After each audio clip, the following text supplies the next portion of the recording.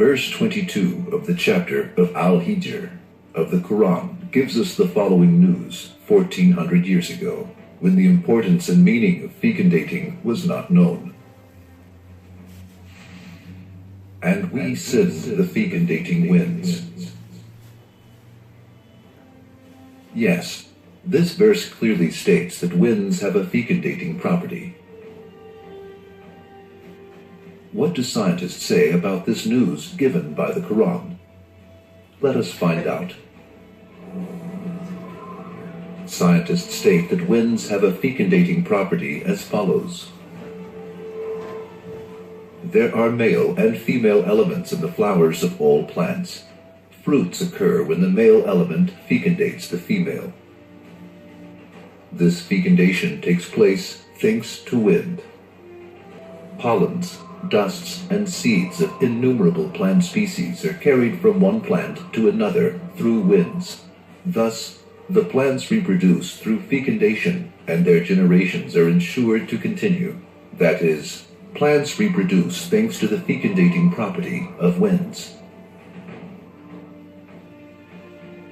Apart from fecundating plants, winds also fecundate rain clouds to make rain fall down. Until recent times, it was thought that the only relationship between wind and rain was that winds dragged rain clouds. Yes, it was something that could be seen by anyone who watched the movement of the clouds. However, the relationship between wind and rain was not only this. Air bubbles called aerosols form on the surface of seas and other waters due to foaming.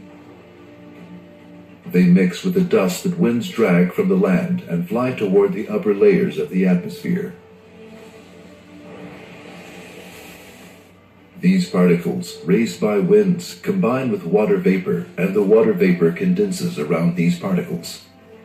If it were not for these particles, 100% water vapor could not form clouds.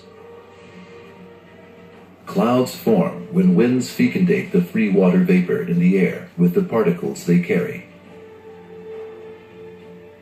After these explanations of science and scientists, let us analyze the issue and find answers to the following questions. 1. When was it discovered that winds had a fecundating property? Answer. It was discovered in the 20th century. 2. Is it possible for a person who could not read nor write to discover this fact 1400 years ago, that which was only discovered in the 20th century? Answer. It is impossible. There are two ways. To accept that a human being who could not read or write knew and discovered 14 centuries ago on his own that winds have the property of fecundating and all of the other scientific facts stated by the Quran. Or to say, the Quran is the book of Allah. All of the news within it is the word of Allah.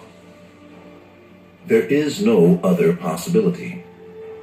No sane person can accept the first probability, for it is impossible for a human being to know and discover them on his own.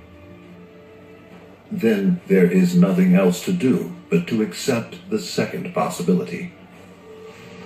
This book is the book of Allah, who is Alam al-Ghuyub, the knower of all unseen and unknown things.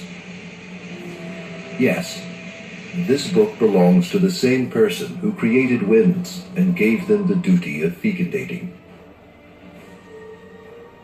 Everything within this book belongs to him. We believe in and accept it.